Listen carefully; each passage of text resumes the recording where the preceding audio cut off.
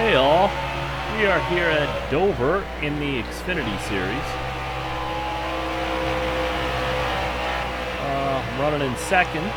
It is the round of 12 playoffs, I believe. And I'd like to get a win. Alright, you're clear there. Now, in Nascar Heat 3, I had this track figured out. And, I had dominant cars in all the series. But I've been struggling a little as you're following my videos, translating that same kind of speed and longevity, where it stays fast the whole run. Has been a bit of a struggle. But I got a fast car, and that's something. So I might not have a winning car, but I got a car good enough to run up front. As you can see, the 4-car 80 Motorsports Ross Chastain is a little bit ahead of me up here, and I'm hoping to pass him. Get the lead. What do we got? 36 laps left, 35 laps left. So, and as you can see, it's fairly stable. I'm not sliding out of the groove. I'm holding it. My setup tends to run good right there. So you kind of like in the middle of the track. You got room, you're clear there. A couple of tire widths down, and the tire wear is good, so on and so forth. It's about, maybe about 20 laps on the tire, 15, 20 laps. So that's pretty good. Rule of thumb for me is, in an ideal world, I like 1% tire wear per lap on the right side tires. 1% tire wear per lap on the right side tires, if you can manage it. Now that's in a 1-by like this is, one by wear and fuel race, full length. 2-by, 3-by is a different story. But, pretty good rule of thumb. And I'm very happy with the setup. I wish it was a little faster, but when you get closer, you'll see here I'm the top championship, top playoff driver, so I'll gain the most points on those guys. But a win, of course, guarantees me advancing to the next round, which I'd like to do. Plus, get some playoff points, which I'd like to do. I think I might have probably won one or both of the stages already. We'll find out at the end there. But I'm just trying to get as much as I can. He's pulling out ahead of me, which means 20 laps or so, and the tires give up, which makes sense. It's more like 17 laps. We'll see if I get to pit the fuel in it, but I'm not going to put full fuel in it anymore because we're 35 laps out, 36 laps out. I need to pit. Is that what I'm saying? I'm not paying attention. I watched this already. 30 laps, 29. So I'm 1 lap short. Probably my gear. I had this in a league race yesterday.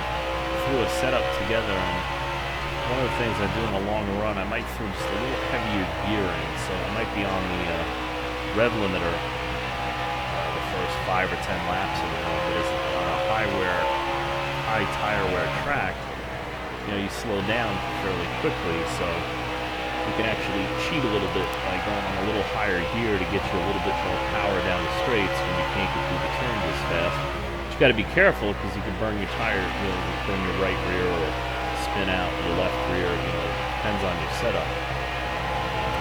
But I know how Dover's going to run, so I tend to do that. But you can put too low a gear in that actually hurts your gas mileage, and that happened yesterday.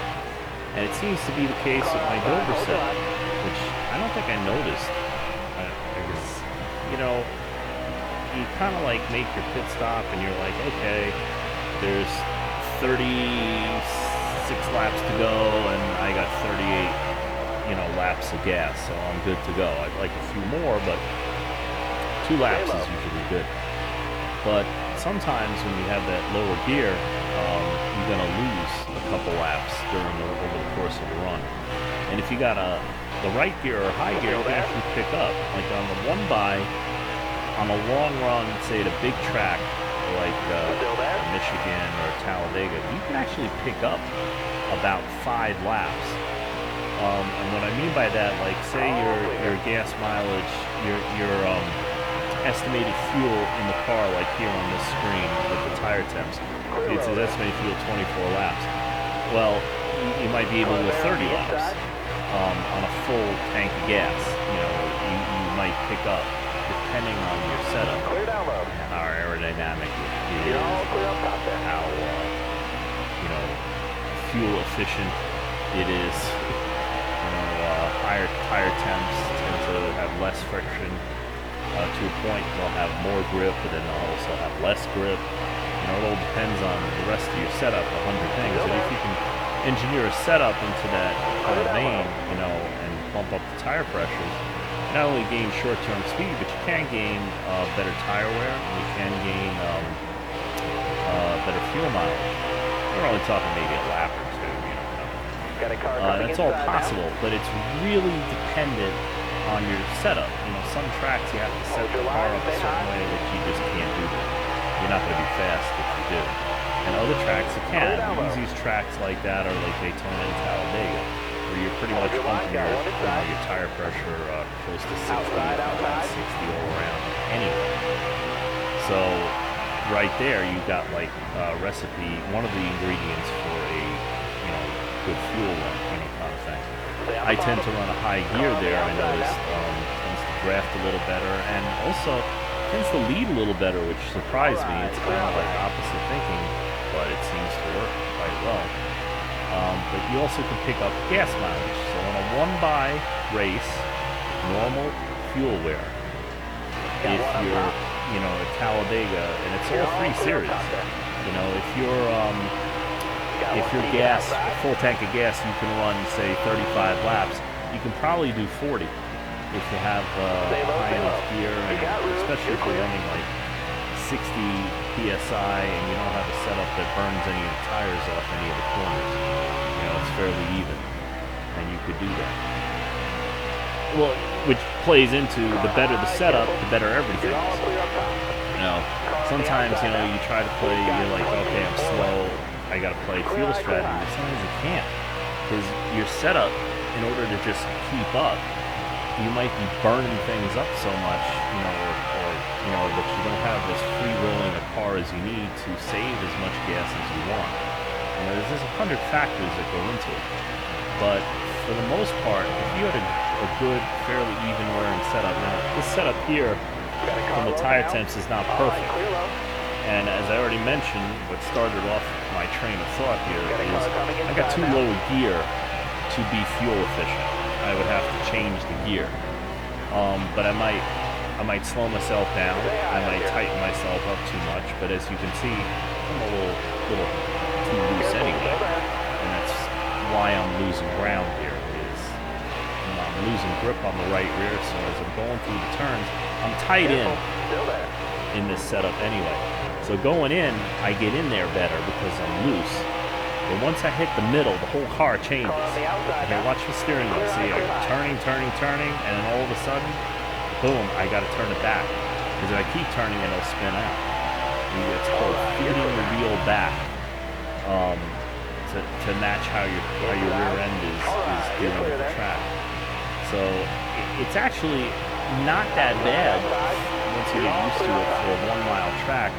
But when you have it, like I have it, to the point where you're losing grip, is you're spinning the right wheel a little bit, you're sliding around, you're kind of compounding your problem. If you watch the tire temps, you see my right rear temps are going up a little bit as I slid it around, and that's just going to get worse the rest of the run until I can get into pits.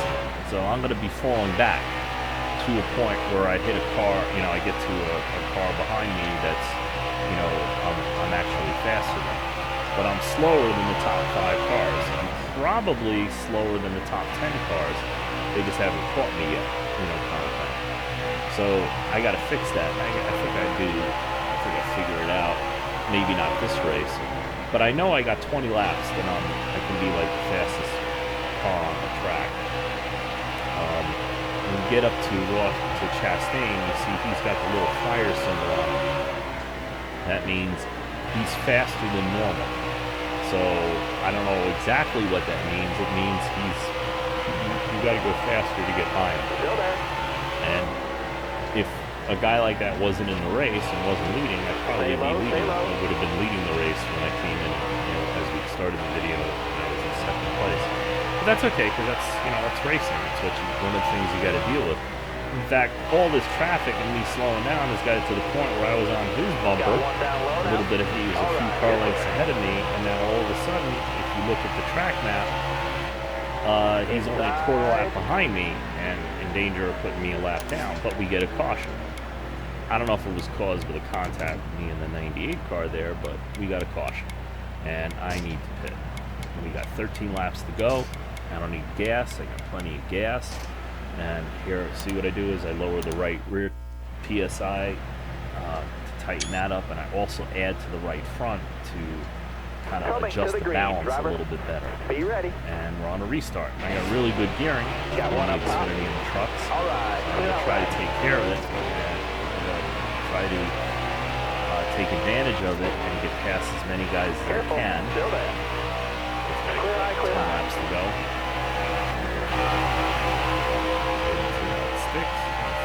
First lap or two, especially in the turn 3 here, it tends to slide a little bit.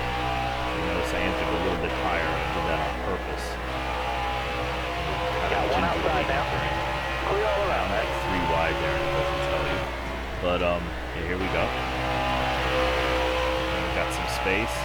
See, those guys, I don't know if they pitted or not, but when they tend to go high, it means that their handling is giving up, or they're not so interested in racing and more riding. Either way, it slows them down at Dover. And stick to the bottom, you can get past them a little easier if they go high. All right. And up to third. I'm racing all these guys to the playoffs too, so it's good for me to get by them.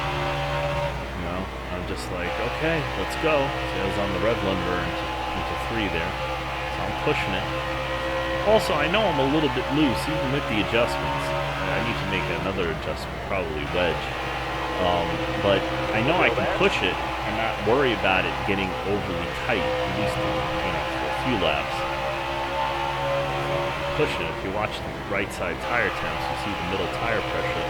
Now I got it in a balance with the right front hotter than the right rear. 5 to go, 5 to go.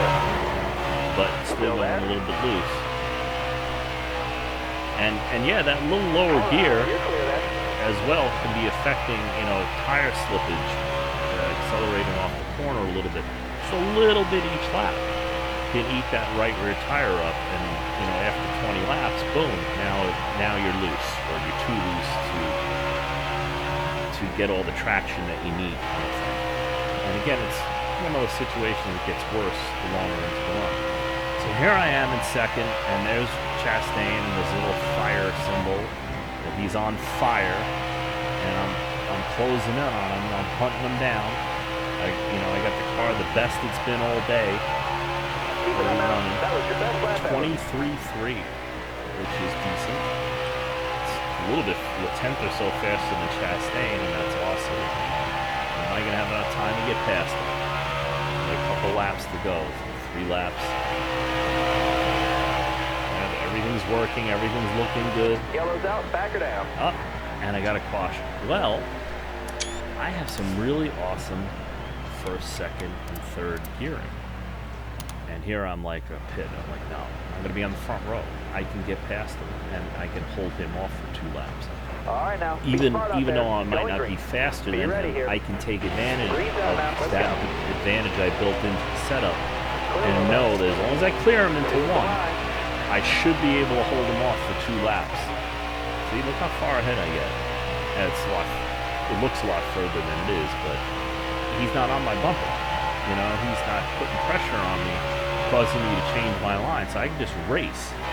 you know, and I can let it hang out. I don't have to worry about guarding the inside. I can let my setup roll where it wants to roll to get the most speed out of it. 4 to go. So yeah, just give a check. How far back does he close in? I seem to be maintaining distance, maybe even pulling away a little bit. Yeah, I know I could look at the other thing, but this is the end of the race, you know. I also want to see what my final temps are, my final wear, after the adjustments I made. Boom. Go get the checker flag. It's yours. Victory in the round of 12 means I'm guaranteed a spot in the round of 8. See, only 104 speed rating because I didn't lead as much. I know I led a fair share of the race, but we gotta fix that long term. I started 9th, which is good, and start 15th, so terrible to qualify most of the time. I move up fairly quickly. Lap 4, I'm already 4 spots ahead. I don't know where I am, but evidently there's going to be a caution. That's not me. Shouldn't be me. There I am, in the ring car. Up 6th. 40 laps in, which is near the end of the stage here. So I think it's a 200 lap race. It's going to be 225, something like that. Yep, so I'm trying to get all I can at the end of the stage. I don't know if I'll win this one. I'm trying hard.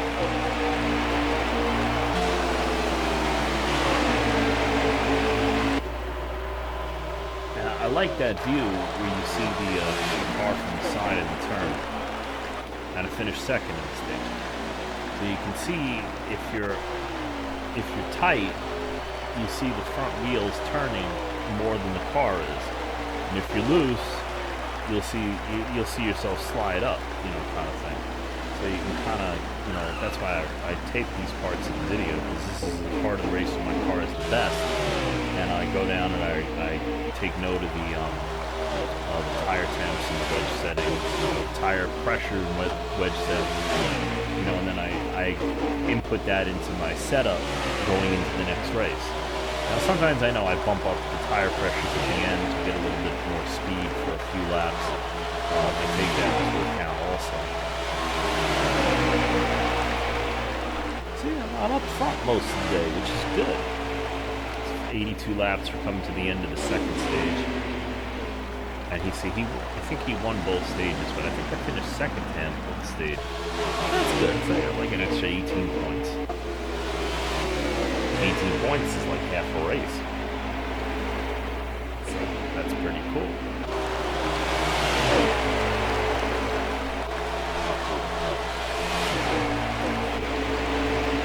Yeah, working on the setup for Dover to get it like this. Did a lot of work in Heat 3, and Dover is one of the setups that translated over better, but it was like on ice skates. Much more so than NASCAR Heat 3, but it did handle, and it was fast. So I was encouraged because Dover was one of the first setups I worked on in Heat 4, but then I found out that most of the other tracks are not the same. They need a totally different thing. But for the most part, you need more wedge.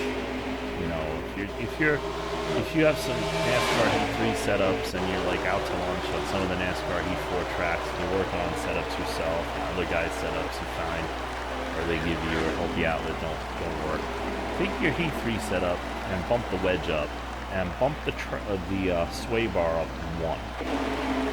Like most of my setups in 3, I was at a 1.3 sway bar, and if I bumped the wedge up and I bumped the sway bar up 1, I didn't have an ace setup in 4, but I had a setup I could drive, and I was like, okay, now that I can drive it for a full run or most of the run, I can figure out what to do, what NASCAR V4 needs for the different cars to make them consistently fast, and I made headway that way. But it's a process, you know, and of course practice makes perfect. I did not mean to say that it doesn't. But I find that practicing in actual race conditions, like running a career for a full season, or just quick races at all the tracks, at a decent length, at least where you're running at least one full fuel run in the race. You learn more about your car and your setup than just by practicing. Because the track is different in quick race, and the track is different in a quick race, and it's different in a career race. And it can be argued that the tracks are even different in a online race. And what I mean by that is grip levels. It seems like practice you get more grip than you get in a qualifying or race condition in career or quick race. So if you jump in a quick race and you're going to qualify, you practice, but then you get into qualify, and all of a sudden it doesn't have as much grip, and it's just different.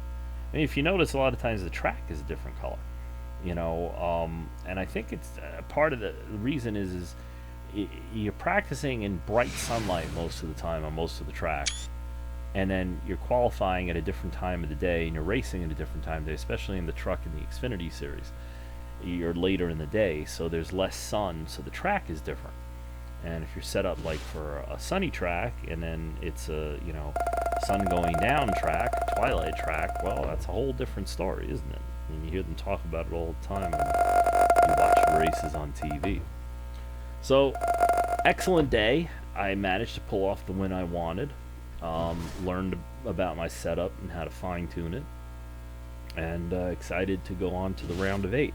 This is my first serious season in the Xfinity series, so I am going for a championship. I got 100 car across the board, so got no excuses in equipment. Dude, it's you made it just to the next round of the playoffs. Whatever you're doing, don't stop. Here come the accolade videos telling me how great I am. I feel weird about that. That's just nice job at advancing I to the guess next it's round a of cool the playoffs. Keep it up. part of the game, but the texts were good enough. Another day, another dollar. Congrats on making it to the next round. You'll be a champion in no time.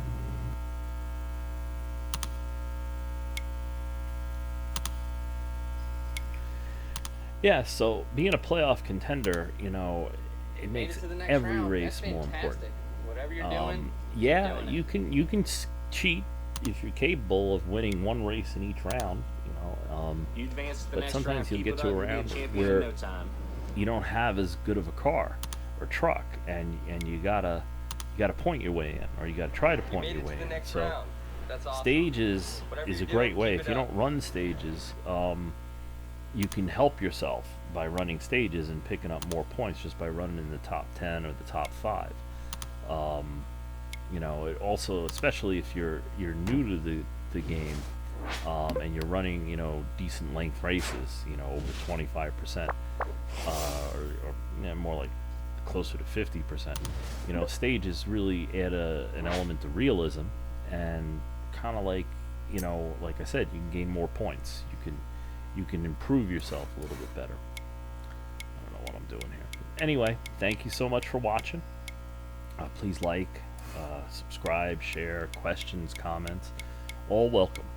But you all keep rolling.